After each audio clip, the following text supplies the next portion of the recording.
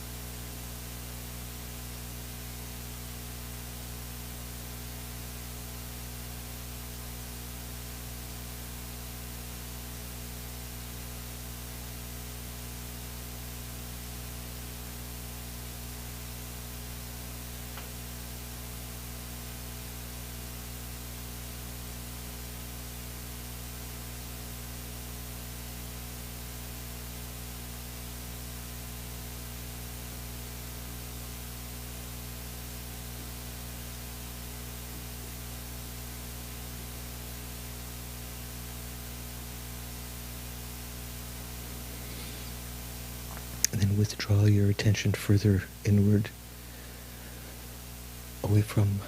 even more away from your senses, to your heart chakra.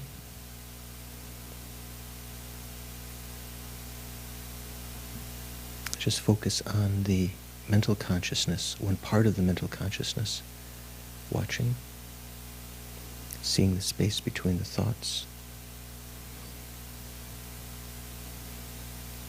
recognizing and holding on to the clear light nature. Whatever appears in your mind, use it as an aid to reaffirm that clear light nature.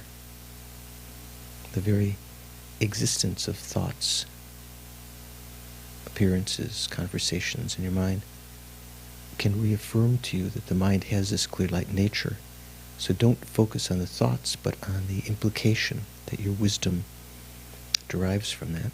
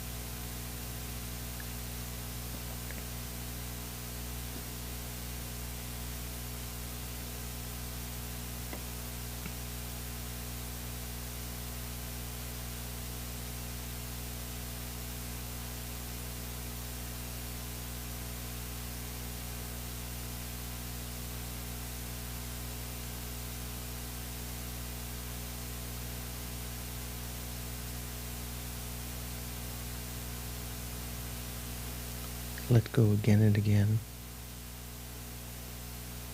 Whatever comes to your mind, even the appearance of your body.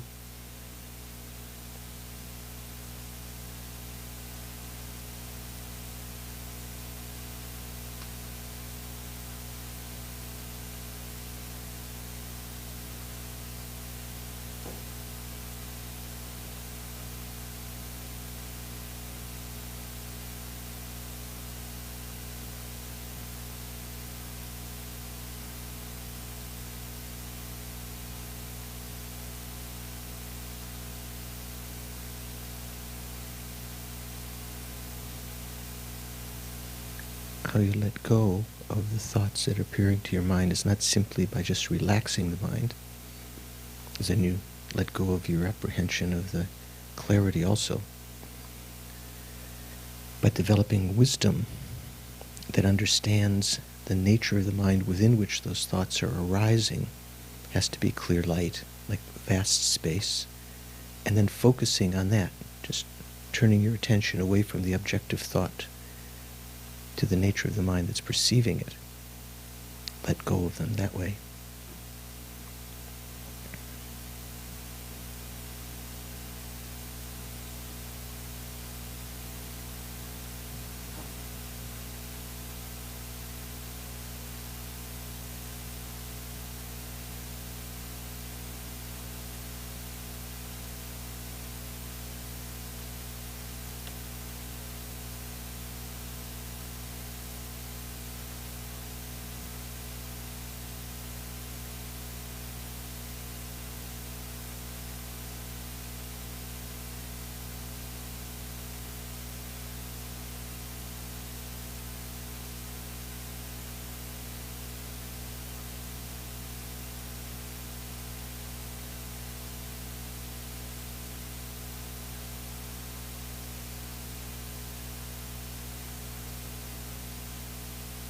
Within the space of the mind, there's no front or back, left or right.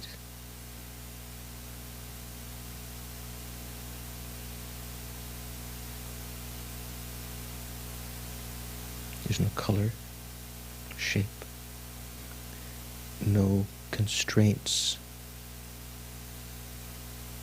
dimensions, or boundaries.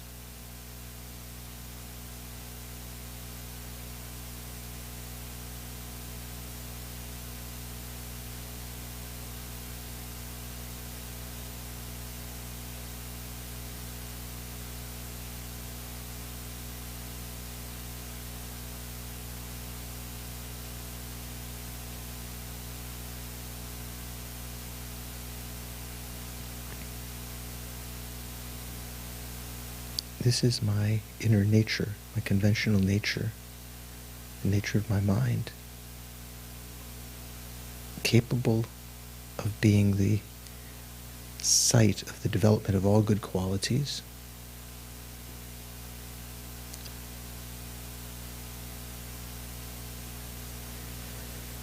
the nature behind which all the faults can be removed, transitory faults,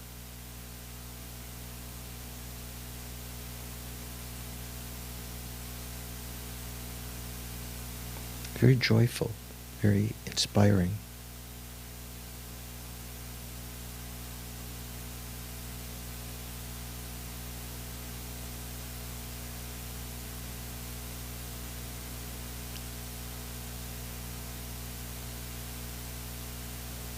Just as we strive for happiness, just as we desire for it, desire happiness and strive for it,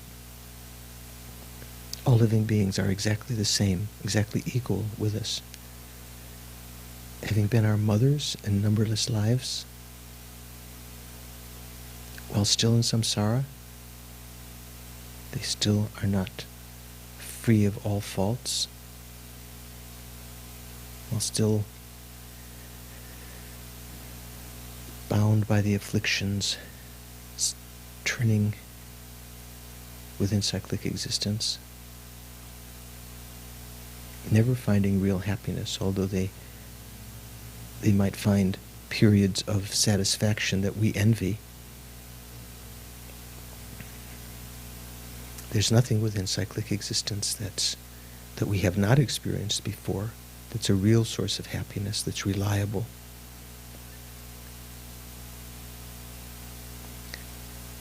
In order to bring them to the highest, long-lasting, blissful happiness, everlasting blissful happiness, we have to attain that ourselves.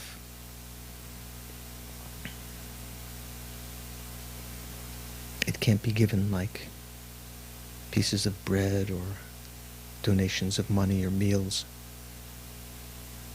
We have to lead sentient beings by becoming Buddha. So for that purpose, I'm going to meditate on emptiness,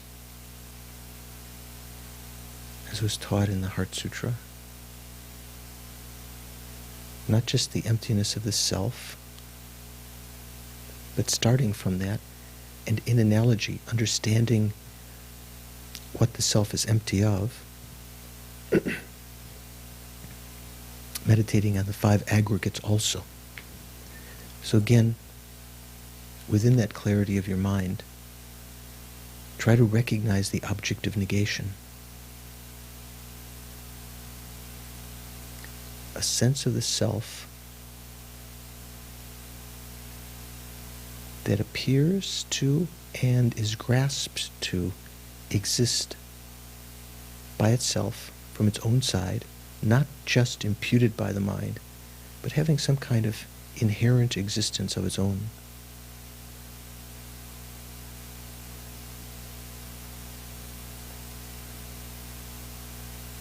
Almost concrete and findable.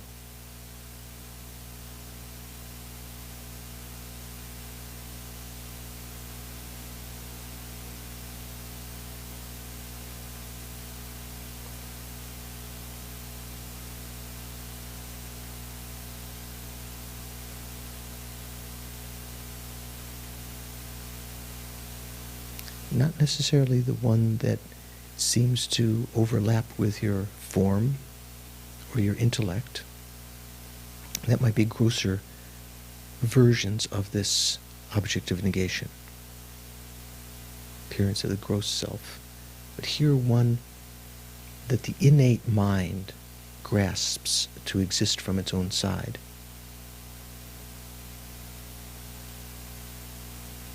The innate ignorance.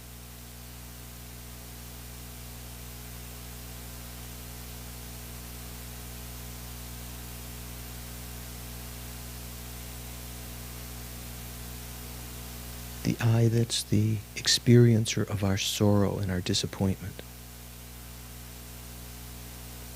The I that anticipates happiness and strives for it, maybe experiences relief.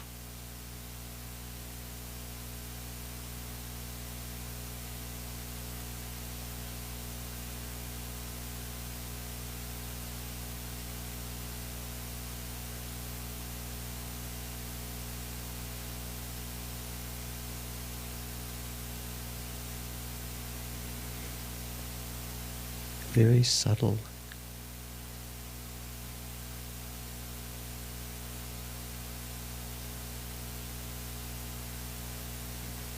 Now, if such an I were to exist like this truly, inherently from its own side, it would have to either be inherently one with the aggregates or inherently different from the aggregates.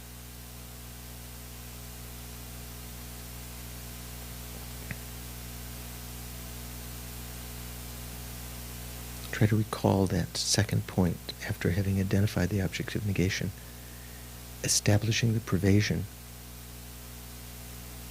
If two things, such as the inherently existent self, if it did exist, and the aggregates, any two things either have to be identical or they have to be different. If it's a truly existent self, it would have to be either truly one with the aggregates or truly different. If it were truly different, it would have no relationship with the aggregates whatsoever.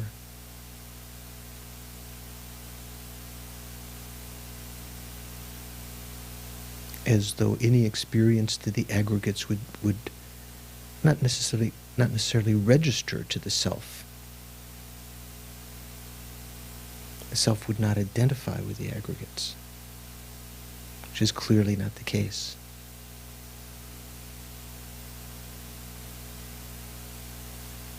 If the self that we're observing and it's grasping, if that self that's the conceived object of our grasping were to exist the way that it appears, it might also be identical to the aggregates, truly one with the aggregates.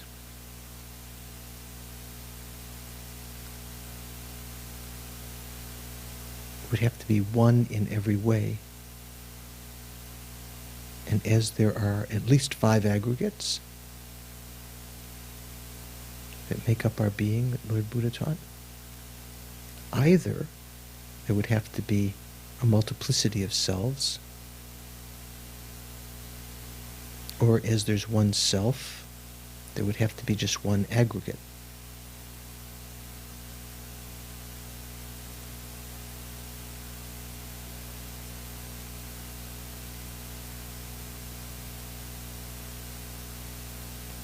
But there's a difference between the body and mind. There's more than one aggregate.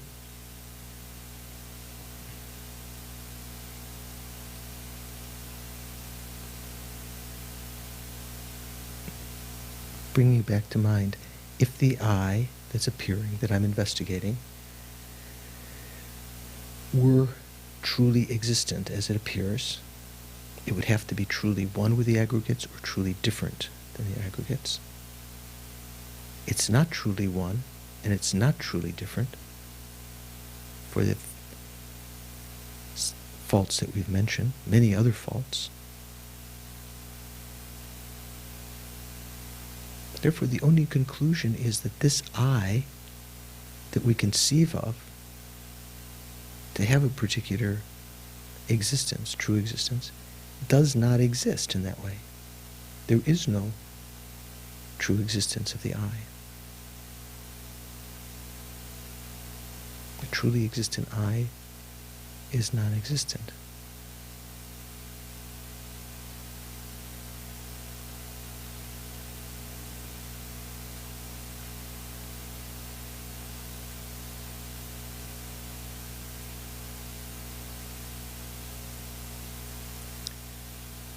In developing that wisdom, the grasping to the appearance of this I is diminishing. The wisdom that is its antidote is increasing.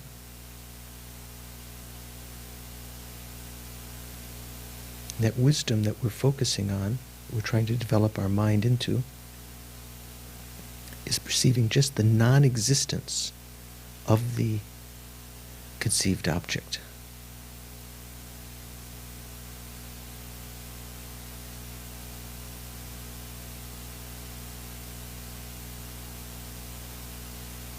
Experiencing just some relief, the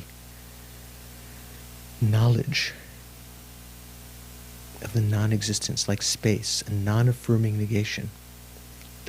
Just the absence of the object of negation as a possible existent.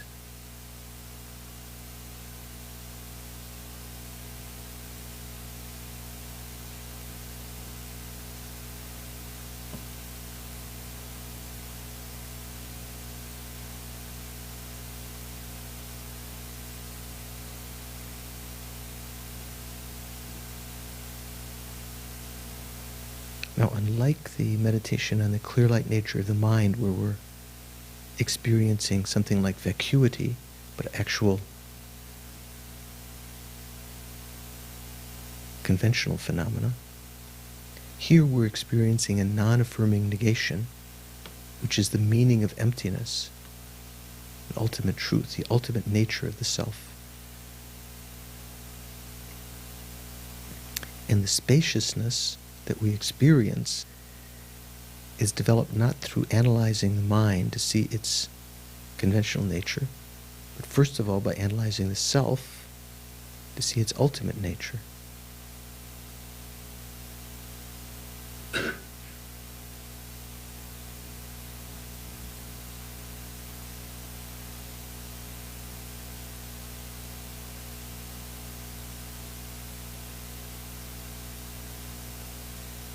not only the self, all phenomena are empty of true existence, such as the five aggregates. The basis, especially our own five aggregates, the basis for imputing the self. If even the basis is not truly existent, that can reaffirm even deeper the experience of the emptiness of the self. There's not even a findable, truly existent body or feelings, discriminating faculty, compositional factors, other mental factors. Even the consciousnesses, the primary consciousnesses, do not exist as they appear to the mind and as they're grasped as truly existent.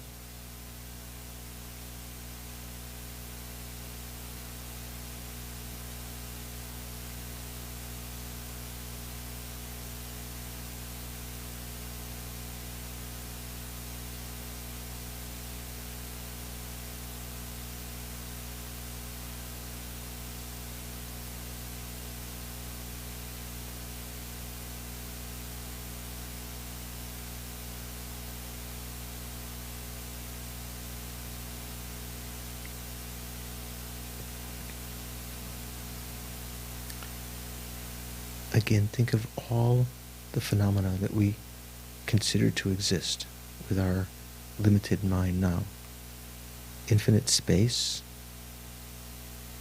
the physical world that we're familiar with, perhaps the Buddha realms, the hell realms, the various realms of samsara, and the pure lands.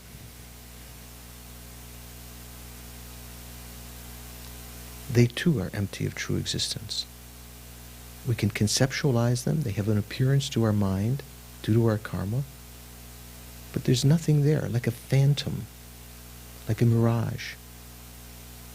From its own side, nothing.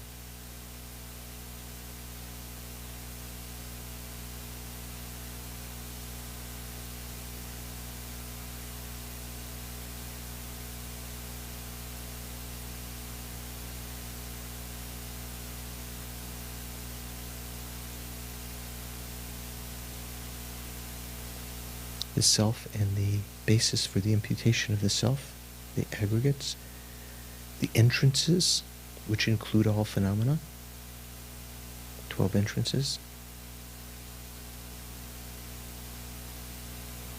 our five sense faculties and our mental faculty, their respective objects,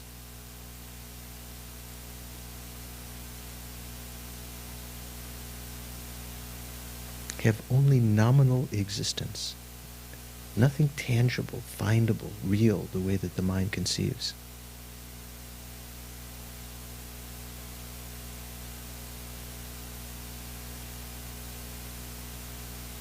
Including the consciousnesses in that sixfold scheme, makes 18 dhatus, all phenomena included in that.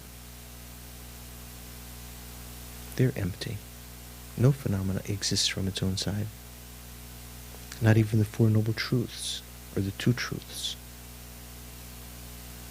Even emptiness is empty of true existence.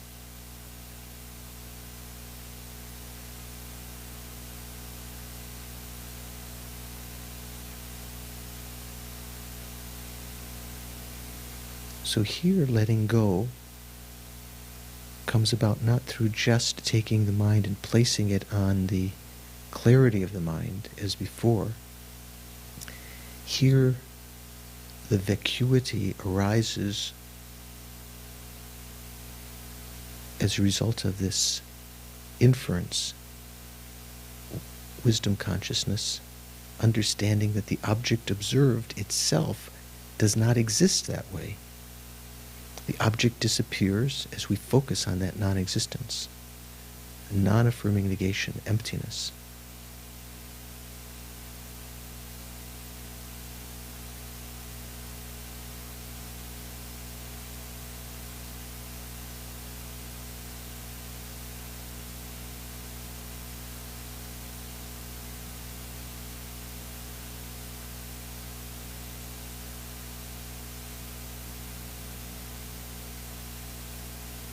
As Chandrakirti implied, as Lama Tsongkhapa explained, phenomena do have a verifiable validity on the conventional level, although it doesn't exist truly. How do phenomena exist on the conventional level? As mere imputations by a mind imputing or designating with concept or name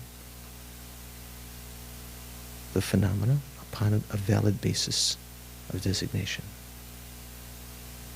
All phenomena are dependent arisings.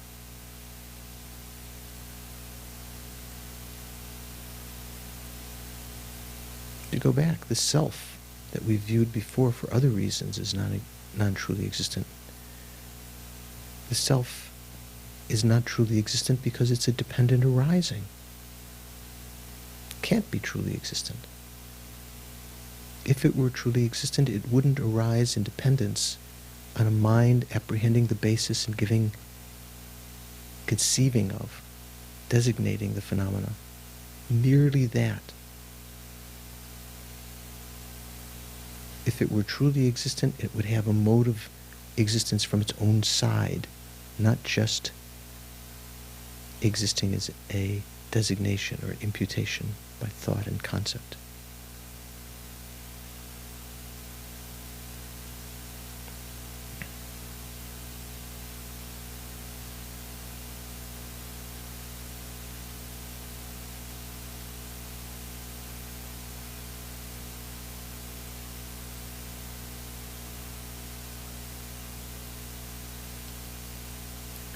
This truth the Buddha saw, it liberated him. Due to his kindness, he taught it to the world. So with a thought to share this understanding with others, motivating to participate in the class to better understand emptiness, so that we could, even in this lifetime, develop conventional bodhicitta, having understood the I does not truly exist. There's no I to be cherished, no truly existent I to be cherished.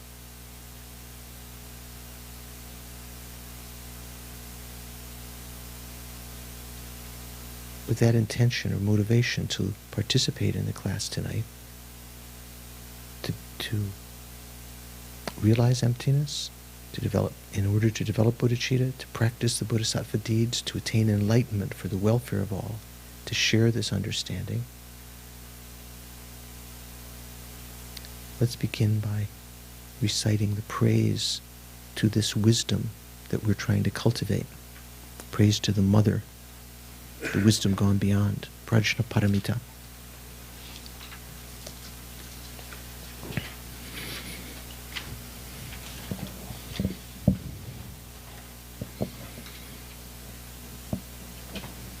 Here the first word, ma, doesn't mean mother, doesn't mean not.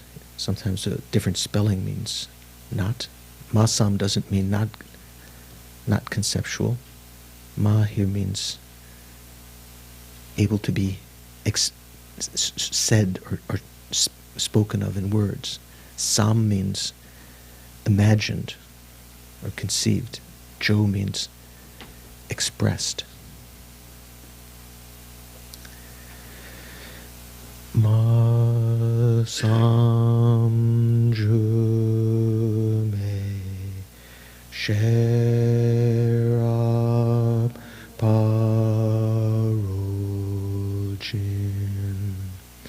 ma ke mingat nam ke ngo ni so rang re yeshe chu yu chen tu sung galway yu Chakselo Tadyata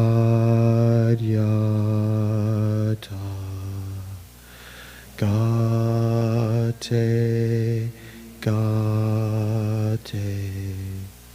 Para Gate Parasam Gate Bodhi Svaha.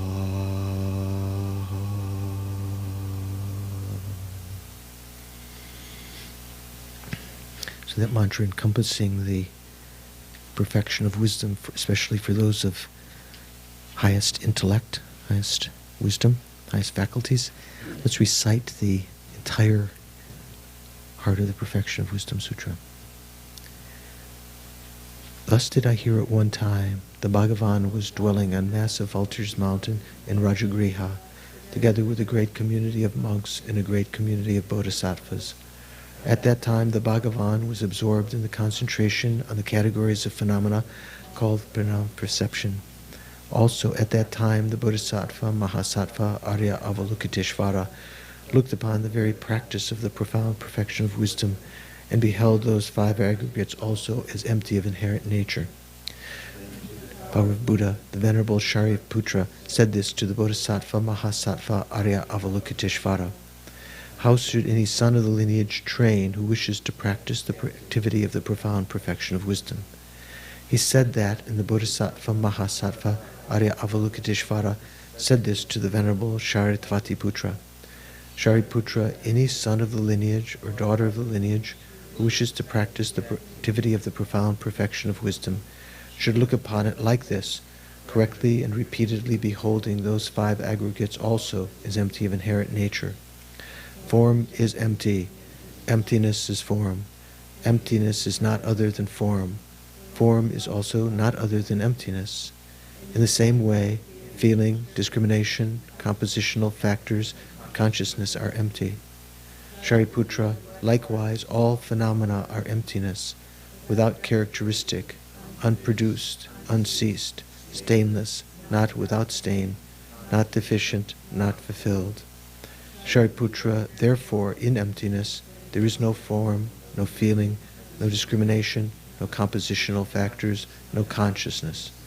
No eye, no ear, no nose, no tongue, no body, no mind, no visual form, no sound, no odor, no taste, no object of touch, and no phenomenon. There is no I element, and so on, up to and including no mind element, and no mental consciousness element. There is no ignorance, no extinction of ignorance, and so on, up to and including no aging of death, and no extinction of aging and death. Similarly, there is no suffering, origination, cessation, and path. There is no exalted wisdom, no attainment, and also no non-attainment. Shariputra, therefore, because there is no attainment, bodhisattvas rely on and dwell in the perfection of wisdom, the mind without obscuration and without fear. Having completely passed beyond error, they reach the end point of nirvana. All the Buddhas who dwell in the three times also manifestly, completely awaken to unsurpassable, perfect, complete enlightenment in reliance on the perfection of wisdom. Therefore, the mantra of the perfection of wisdom, the mantra of great knowledge, the unsurpassed mantra, the mantra equal to the unequaled, the mantra that thoroughly pacifies all suffering, should be known as truth, since it is not false. The mantra of the perfection of wisdom is declared, Tadyata gate gate para samgate bodhi svaha. Shariputra, the Bodhisattva, Mahasattva, should train in the profound perfection of wisdom like that. Then the Bhagavan arose from that concentration and commended the Bodhisattva, Mahasattva, Arya Avalokiteshvara, saying, well said, son of the lineage, it is like that. It is like that. One should practice the profound perfection of wisdom just as you have indicated. Even the Tathagatas rejoice. The Bhagavan having thus spoken, the Venerable Shariputra, the Bodhisattva, Mahasattva, Arya Avalokiteshvara, those surrounding in their entirety, along with the world of gods, humans, asuras, Gandharvas, were overjoyed and highly praised that spoken by the Bhagavan.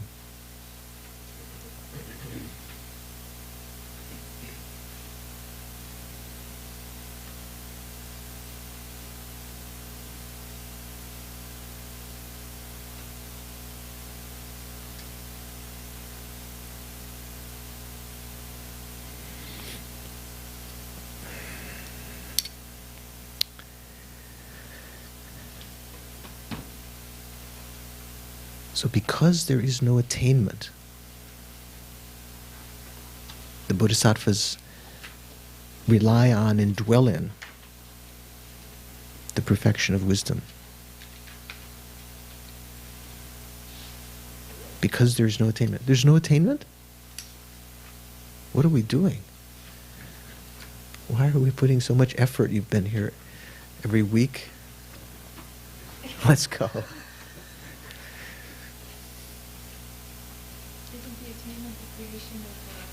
And conditions to arrive at the place.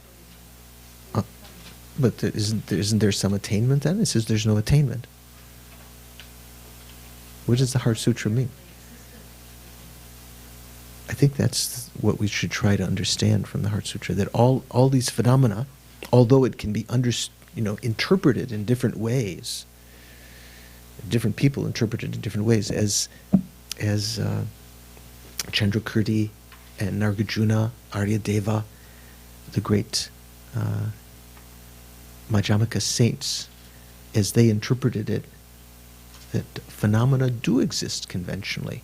This is how at least Lama Tsongkhapa explained, how Chandrakirti explained.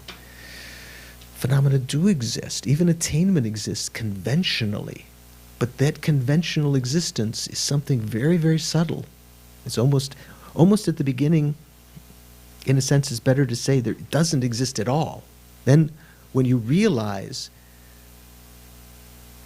it doesn't exist inherently, because that's what you're taking as your object of observation, then you can kind of understand how it does exist conventionally. But even to say, sometime at the beginning to say, almost sounds like a cop-out at the beginning, no? They say, phenomena don't exist inherently, but they exist conventionally. So the cream cheesecake, what is it? Vanilla chocolate, raspberry that you brought? White chocolate, vanilla raspberry cheesecake. You might say, well, it doesn't exist truly, but it exists conventionally, and I want to get some of that conventional cake. So, you always have to, I think you always have to understand conventional existence correctly, having understood emptiness. Maybe that's why you always, you have to, out of emptiness, you try to understand the conventional existence. And that's how the Bodhisattvas try to understand their perfections. Their giving, their practice of patience is merely imputed.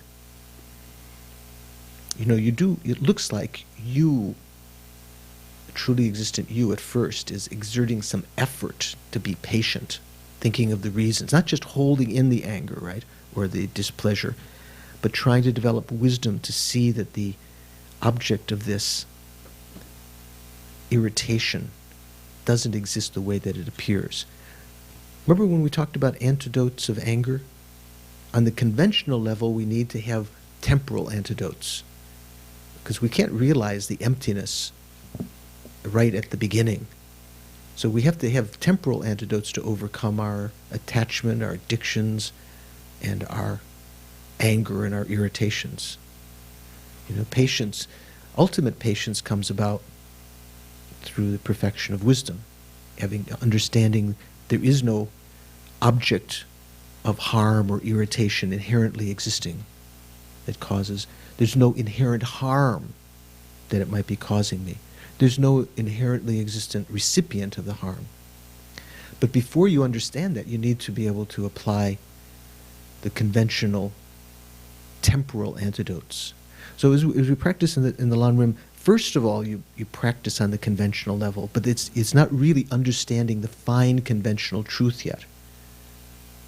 You know what I'm saying? We deal, before we understand emptiness, we have to be dealing with karma and understanding of past and future lives, dealing with conventional realities. Those are conventional truths, so those are not ultimate truths, right? Trying to understand them correctly. Sometimes in the teachings it says the right conventional view, the right worldly view, is the view of the law of cause and effect. Usually we talk about right view means the right view of emptiness, right? Or what's it? Right view, right? Right view, left. The right conventional view, right worldly view means what we start off in as we progress on the path. But that's not, say if we have the right worldly view of karma and past lives, and we have some kind of understanding the need to generate bodhicitta and so forth, that's not yet the fine understanding of conventional truth. You understand that, right? Okay. That comes about, as I understand, from having understood emptiness. So first we understand grossly, then we understand emptiness. Then out of emptiness, we can start to understand how phenomena do exist conventionally. Not just the interrelationship of karma and so forth, which is true, but only on a conventional level, but how phenomena are dependent arisings. There is no inherent existence. There's no findability of the phenomena the way that our mind believes. Like, we really think there's a real world here, isn't it? I mean, it seems so unassailable, right? Irrefutable. But if the Buddhas were to perceive what we're perceiving, there would be no inherent appearance. This appearance comes about because of our karma. So the Buddha doesn't have that same kind of contaminated karma. So there's even the Buddha, it's not as though the Buddha sees this as a celestial mansion from its own side, like this is a house and therefore the Buddhists see it still as a house but pure. That's just a practice in development of the mind through, say, in Tantra or something, to try to have pure view, because we can't overcome this appearance right now when our eyes are open, when our ears are alert and so forth. But phenomena has no particular appearance. The Buddhas know conventionalities, what we call conventionalities, the appearance of conventionalities, by knowing how that dependent arising appears to us. They know the causality, how things have evolved over time because of cause and effect with their omniscient mind. And they know how they appear to us, or how they appear to animals, or how they appear to spirits, to their clairvoyance that knows the minds of others. Is it okay? So how are we doing? Have some twinkling? Yeah, you have a question? Good. It's regarding the karmic seeds, and I was rereading my notes on April 30th, and you were reviewing your notes on April 30th, or the notes? Okay. Today, yeah, right. of April 30th, and you mentioned that karmic seeds were an appearance. They came as an appearance of the end result of an action. And by that, did you mean that it was an appearance in the mind stream? And where my thought went from that, in rereading that, was, is it a memory? I mean, what is this appearance in the mind? So maybe what we were talking about at that time, it might have been that we were talking about dedication. Because when we meditate on the emptiness of the three spheres, I say, even the karmic seeds that we conceive of, because we can't perceive our karmic seeds. Venerable, can you perceive your karmic seeds? Not yet. Not yet. So I didn't mean that there is an appearance of them from their own side, like you can see your glasses, or I was just thinking, and I couldn't even see my glasses if these were the right pair of glasses, because I can't see in this light. It's not as though that they appear to our minds, but we have an understanding from the teachings of Buddha that our actions have left some energy on our consciousness that the Buddha calls seeds. I mean, he didn't use the English word seed, but the word, I think bija in Sanskrit means seed, and in Tibetan we say sabon. So I'm not sure that's the Sanskrit word. That's one of the words that means seed. But so it leaves something like a seed because it has a potential to first of all to grow, to start to sprout before it actually gives its final result. So karmic seeds, let's say, that are placed on our continuum, or some energy that's placed there, one of its qualities, that, as we study in the Lan Rim, is to increase over time. Just left there, it's not just doesn't stay with the same potential, it increases. That's why, for instance, if we're born in the lower realms, even if for eons we might not create any strong virtuous karma, born as an animal and as a spirit, and hell and hell and hell and spirit and hell, and bouncing back and forth. Sometime when those heavy negative karmas that we've created the big ones have been experienced, they've been like harvested. Some small seed that we created to be born as a human has slowly gotten big enough that it's the biggest kid on the block. There's still a lot of heavy negative karma, but just by the fact that this one hasn't been eradicated yet, that can throw us into the upper realm. That's why a life of leisure and endowment, this kind of basis, is so difficult to attain.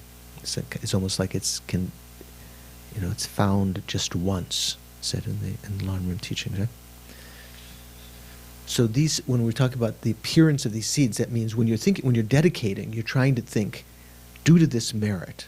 So you're thinking there's some merit that's been accumulated, which is essentially karmic seeds on your consciousness. So you do have a conceptual mental image of that. If you're going to be dedicating, you've got to have some idea. Otherwise, it's just say, this, which I don't see, I don't have any imagination of, I want to give this result.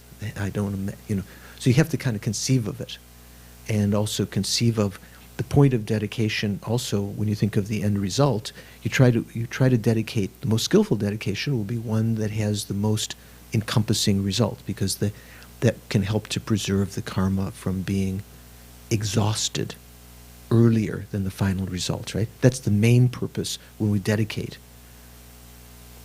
It doesn't necessarily, just ordinary dedication doesn't protect it from anger. We've mentioned many times, right? Do you know why?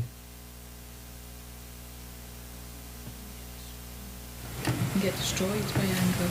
But when you dedicate, in the Lan Rim, doesn't it say if you dedicate your merits, they can't be destroyed by anger?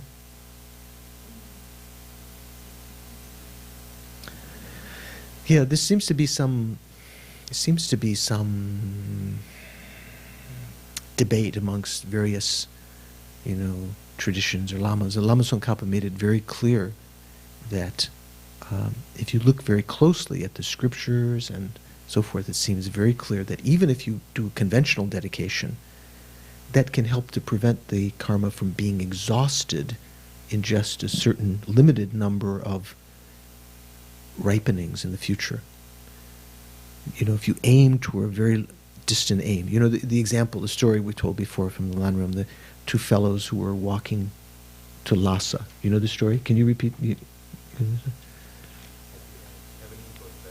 So one of them, the big trader, had a big bag of barley tsampa. You know what tsampa is? Here?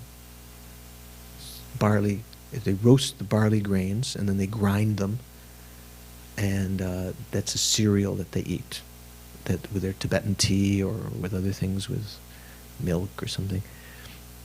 Most Tibetans, when they're traveling, will carry tsampa with them. Even many of them love tsampa, even the lamas. When I was in Tibet, I remember we stopped at some out-of-the-way place. There was a Chinese restaurant, And the Tibetans, they usually didn't have enough money to eat in the Chinese restaurant, but the tourists would, because they would make these kind of omelets and stuff that the tourists like. But the Tibetans who were outside, there were some people from Kham, and there was one guy saying, "Somba," like "Somba." So he had a big bag of samba. So the trader, and the two guys going to Lhasa, the trader had a huge bag of samba, barley samba, good quality stuff. That's a good one. The poor people can't afford barley samba. They make it out of lentils, like peas or something. So the poor guy had a pea samba, lentil samba, or bean or whatever.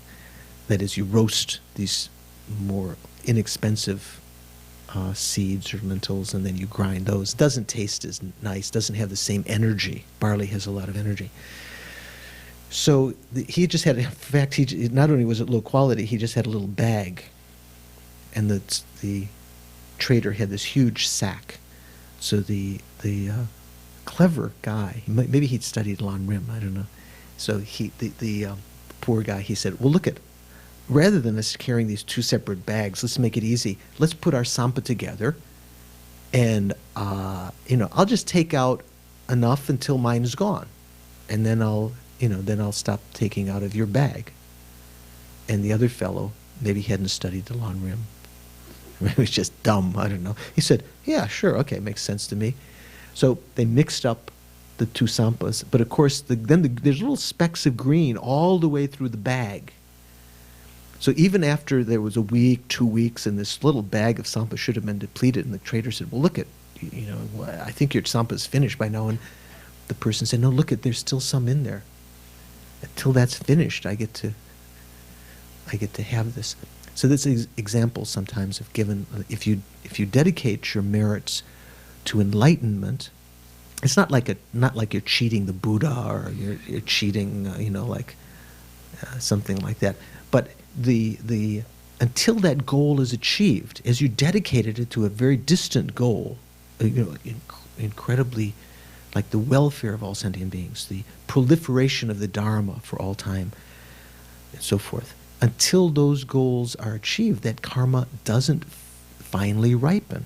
It will have effects along the way that help to bring that event about. So that's the usual meaning of dedication. When we dedicate in the emptiness of the three spheres in order to protect the merits from being destroyed by anger, we have to do so in such a way that because anger arises out of self-grasping, so out of ignorance. So if that merit has already been conceived of as empty of true existence, it's somehow protected from later grasping. It's almost like it becomes transparent. I don't know how else you can explain it, kind of rainbow-like, and it's preserved in that way. So we have to make both the conventional dedication, otherwise there's no link between the karma. That's kind of the correct worldly view, right? And then meditate on the emptiness of the three spheres. So perhaps that's what was being talked about there. Yeah, I'm not sure. Okay. Tenzin, did you have a question? So it's kind of out there. It's out there, isn't it? Yeah. I think about this stuff. If That's good. conventional phenomena cease to exist due to mass extinction of us, would we all be empty? Would we all be empty? Would we realize emptiness? And how would it fit into the Buddhist epistemology? If this planet, this sphere that we live on, we have this mass extinction, how can you reincarnate? And everything would be kind of empty because there wouldn't be anything. Well, from the Buddhist view of cosmology, the Buddhist said that this is not the only universe that has existed or will exist. Universes evolve, they come into existence, they have a certain period of abidance, and then they start to disintegrate. It's almost like they expand, and then there's a period when they start to maybe contract. And then there's a period at the end when there's total destruction, and they disappear. But then out of the karma, the collective karma of sentient beings, the universe will Depends on what cosmological view you use, whether color chakra or others, whether the same atoms exist or whether the same energy exists. But somehow the universe begins to evolve again, and we will appear within that universe according to our karma, or in some other universe according to our karma. So even if this universe was destroyed, say the Democrats shot bombs all over the place, probably the more likely story, right? I'm being facetious, I'm sorry. Okay. So say there's just DDT and all sorts of terrible radiation, and human beings and animals and even plant life die out. Still the hell realms exist.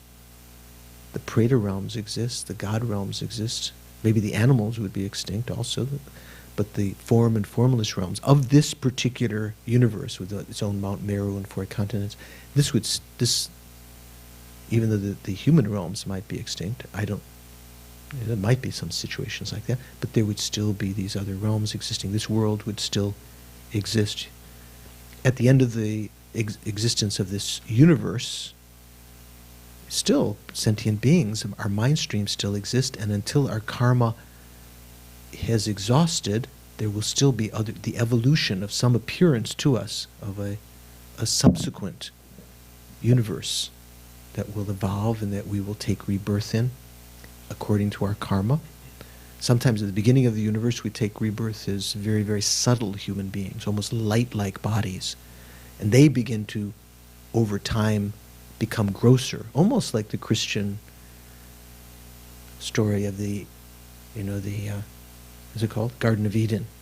So at the beginning of the human existence in any one universe, humans have light-like bodies. Their minds are quite refined. The delusions are not yet strongly manifest. But as time goes on, the delusions start to manifest as food appears, and people start to partake of that, gross food, and their bodies become grosser, and then a difference in gender occurs, and then other kinds of phenomena occur. This is explained, at least as explained in the Buddhist cosmological view. So we have a very difficult meditation to do during tea break today, and that is the meditation on the emptiness of the white chocolate raspberry cream cheesecake that the Tibetan class students have offered. So I want you to try to, with both bodhisattva understanding of emptiness, and if you have some tantric practices to experience in bliss and void, try to not get carried away, and we'll continue after that break. Okay, now that you've experienced some mahasukha or dukkha, depending on your viewpoint. Okay, Don, did you have a question? What were you saying? No? Frank has another question? Yeah? Well, we were discussing when you said something about, when we train in a certain way in order so that when, that's not my question, so that when we eventually try to come to the correct view of conventional existence, which is very subtle, we might train in a certain way to try and get to that view. So the discussion we were having was about the physical laws that seem to be manifest in our universe. The chemistry and physics and nuclear stuff. Matter phenomena seem to obey all these rules and laws, and they obey the same laws for me as for Don and for everybody else. But is it possible that being without our collective karma, it's not just the perception of matter that changes, but maybe the physical laws as well? So that maybe for certain other beings, solid matter isn't solid, and nuclear physics doesn't obey those laws, and chemistry doesn't work the way it does. Maybe, to a certain degree. When in the beginning of the chapter on wisdom in the Bodhisattva Charyavatara, when they're explaining certain verses, they say how reality for yogis, those who've realized emptiness, can be completely different. But like if you have certain psychic powers or understanding of emptiness, you're not constrained in the same way. Not just intellectual understanding of emptiness, let's say direct realization and so forth. Still, the law of cause and effect still holds. there's no contradiction. If you have karma, even the Buddhas can't take away your karma. You have to either purify it or experience it or put it in such a situation so it doesn't ripen to protect yourself until you can purify it. But I think the yogis and yoginis, they can have different, the world can appear different to them because because of their tantric realizations, and then they can manipulate things in a different way. There's a famous incident you may know of Lama Tsongkhapa when the Great Prayer Festival, the Monlam, was going on in Lhasa, which I think Lama Tsongkhapa, one of his great deeds that he instituted again. What we usually, every year, we always do was it 10 days after Tibetan New Year? Is that when it starts, Venerable? And Dharamsala also, Monlam? Mm-hmm. Up till His Holiness begins to teach on 10th or something like that. So, yeah, so in those days, Lama Tsongkhapa had instituted during his life, again in Lhasa, this tradition of the Great Prayer Festival.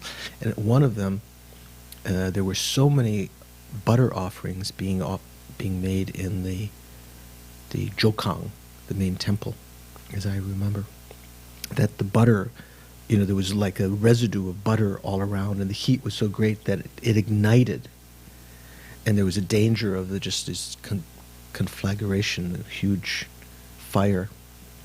And Lama Tsongkhapa meditated, and with his meditation on his own inner elements, the fire element and so forth, was able to cause the fire to diminish. So it's possible. Their reality, they can affect the outer world. It doesn't violate the law of cause and effect, but it's not something we would be able to do. Okay. So, for auspiciousness, let's finish the last lines of the sutra. So we're in the final part where Avalokiteshvara has finished his answer to Shariputra. Shariputra, the Bodhisattva Mahasattva, should train in the profound perfection of wisdom like that. Or you could say thus. Thus should the Bodhisattva Mahasattva train in the profound perfection of wisdom. Then the Buddha, we mentioned this last time, right? Just to reiterate, the Bhagavan means the Buddha, arose from that concentration, the concentration that he had been absorbed in and which had inspired Shariputra to ask the question and Avalokiteshvara to answer. And he commended the Bodhisattva Mahasattva, Arya Avalokiteshvara, saying, well said, son of the lineage. It is like that. It's just like you've explained. It is like that. One should practice the profound perfection of wisdom just as you have indicated. Even the Tathagatas rejoice. So here we mentioned this last time, he is reaffirming, saying twice, well said. Sometimes you might, if you read the Tibetan or the Sanskrit, looks like he might have said well said 3 times, but it looks like one of them is just the word. He said well said, or he commended, is how it's translated here.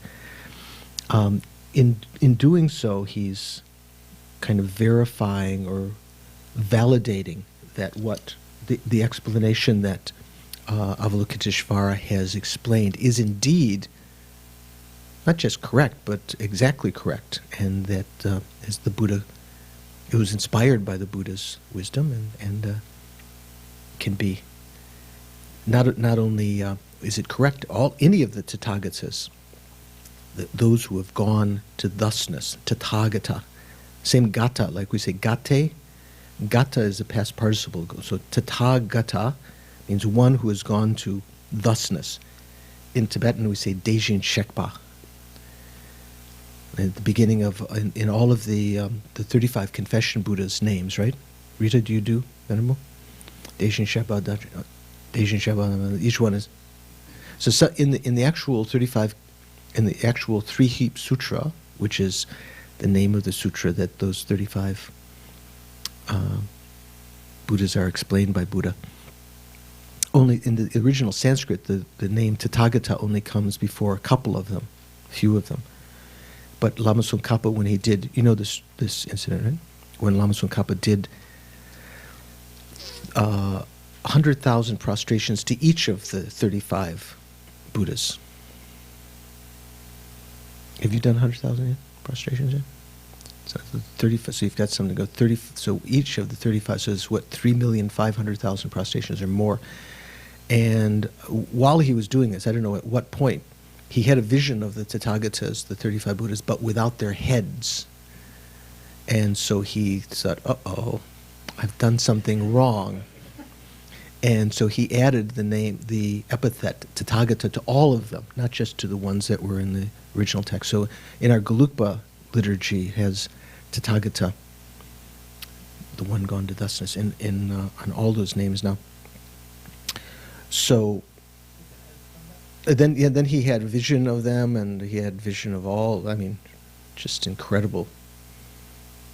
And vision of, Buddhapalita and all of the lineages of the middle way, and they blessed him, and he saw the 35 Buddhas and all these amazing things. Yeah, this is in Oka in Tibet. If you ever get a chance to visit Tibet, you can go off the beaten track. You can find where Lama Tsongkhapa did retreat. There's an actual place, and although the actual stone that he actually did prostration on may not be the actual one, it said that there's a mandala there that's shaped like a radish, sort of flat on the top, kind of pinkish, and then it comes down like this. That's like the original one that he did mandala on is not there. So he didn't have a nice golden shiny one. And he supposedly, when he was cleaning it with his arm, as you do at the beginning of the mandala, he did so much that he developed sores and so forth on his arms. But so even the Tathagatas rejoice. Let me see if I can find. There was one little point in here when we talked about the epilogue in. This is not in the commentary. The two Tibetan commentaries don't mention much about this, but this is on page 121.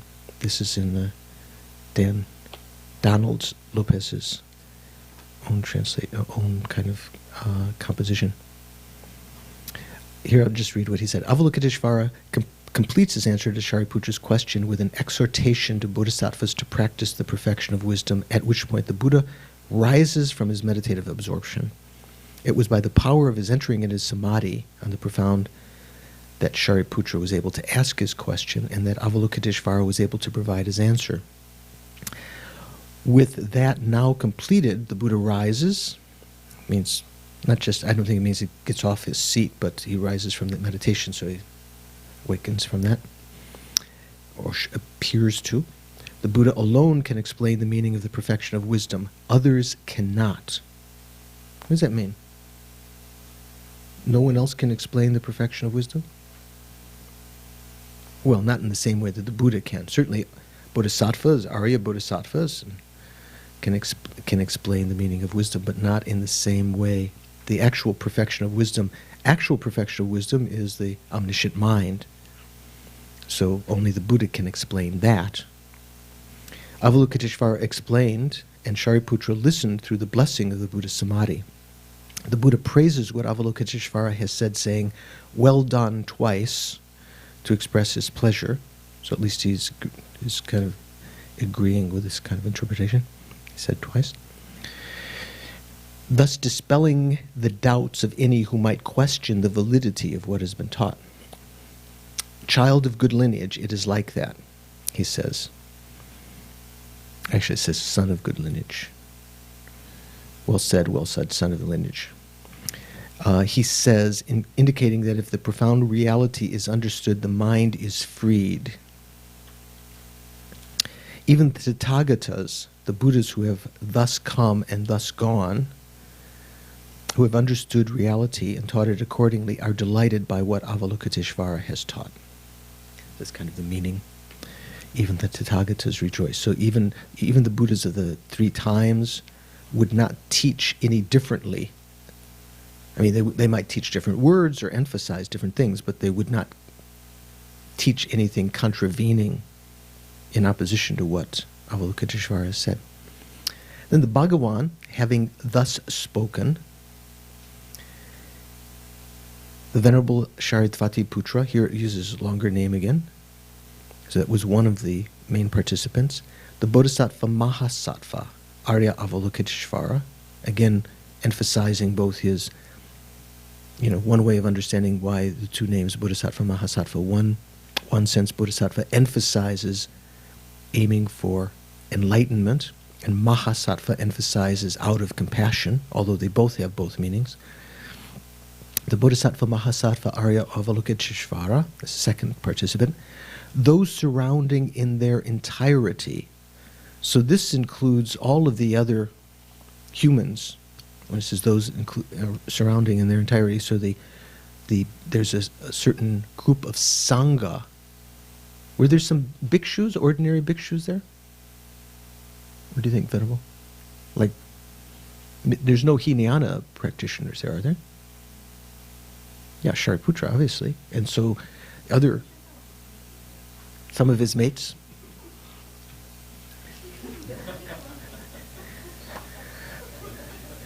Some of his mates. Okay. Yeah, that's because at the time the Bhagavan was, what is that? The Bhagavan was dwelling on massive Vulture's Mountain in Rajagriha, together with a great community of monks and a great community of bodhisattvas. So, when it says monks, it's actually bhikshus, bhikshu sangha, great bhikshu sangha, which traditionally in the Hinayana scriptures usually included all of the disciples of the various groups that had joined the sangha in various circumstances. There were groups that when Shariputra and Mahamoggallana joined, a lot of their disciples of their former teacher came at that time, and when the Buddha subdued some other people. Oh, there's a little raccoon outside the door. He's come to, all those in their surrounding. Yeah, they've included the cheese. Yeah, maybe he smelled the cheesecake. Yeah, all those including raccoons. So the Bhikshu Sangha was there for this Mahayana Sutra, although they were not the main aim of this Mahayana Sutra, of this Prajnaparamita Sutra. And also the Bodhisattvas, some of whom were ordained. Not all of the Bodhisattvas, not at all the Bodhisattvas were lay people, but some of the Bodhisattvas were lay people. Are you thinking he might come in the door, are you? Just in case. Very smart. Okay.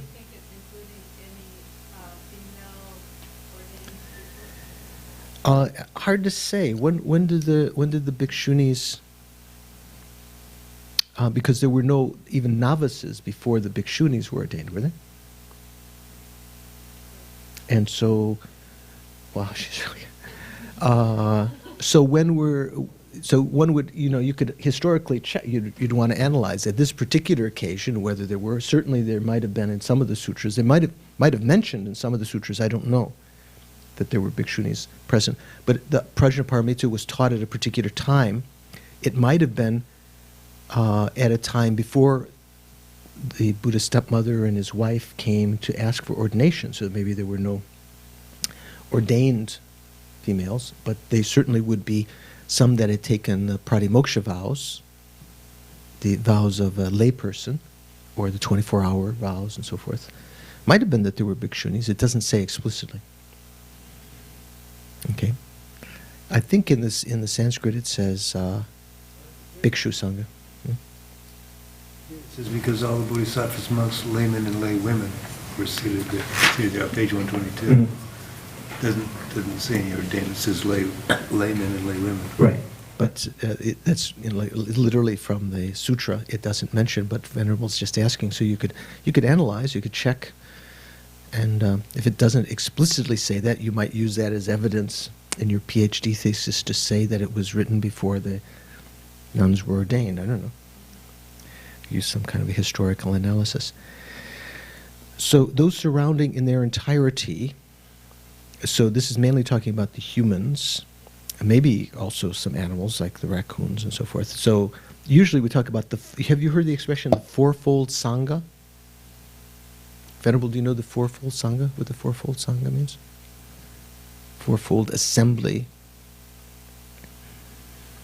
So it means, how do you say, male and female, fully ordained, and male and female novices, I guess. Right?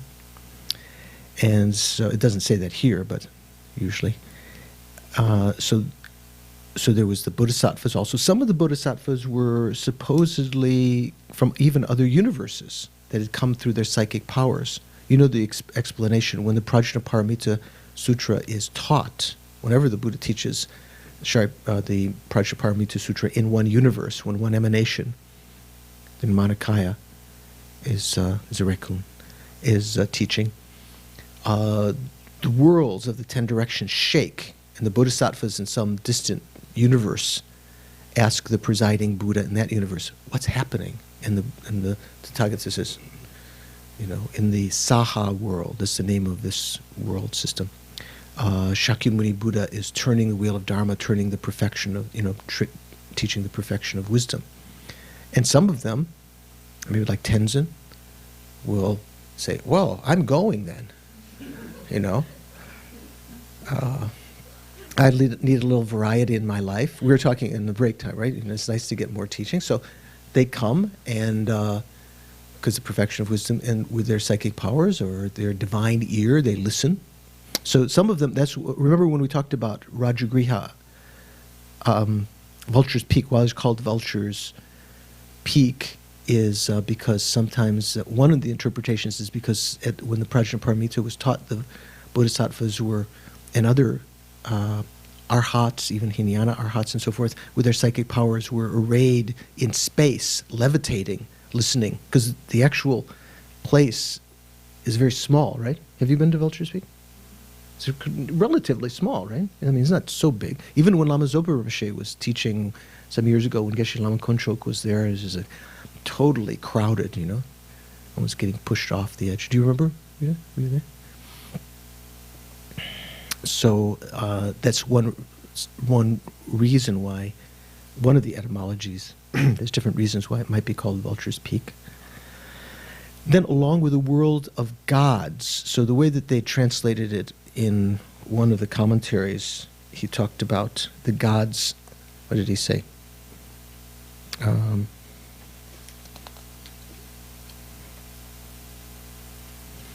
Well, let me just continue what he says here. Everyone, Avalokiteshvara, Shariputra, and the entire audience was filled with admiration about what the Buddha had said. Some say that even the Buddha shared in the admiration because he saw his disciples had grasped the main meaning of the perfection of wisdom. Of the audience, Vimalamitra says, because the Bodhisattvas, monks, laymen, and laywomen were sitting there, it says all those surrounding. The gods are the 4 royal lineages. What are the 4 royal lineages? And so forth. Actually, it means all the gods, Indra and Brahma, but what does that mean, the 4 royal lineages? The kings of 4... What do you mean? Are those the lineages that are depicted in... I was looking at my Kala Chakra book, and in the center of the moon disk, surrounding it are the various lineages, the 4 different lineages, behind, in front, and to each side. And one of the lineage I recall is the lineage of the blessings. The lamas of the lineage of the blessings, something like that. So it's not talking about those lineages. No, not the word lineage comes in different places. The word he uses here, royal lineages. Do you know what this is talking about? So the 4 kings. In fact, we have picture. Who is that back there, Venerable? Vaisravana. Is that Jambala? Jambala? That's not one of the 4. I think that was one. There were They were made when His Holiness was coming, the 4 pictures. I think that's one of the kings. Jambala is not one of the 4 kings. So there's 4 protectors, the directors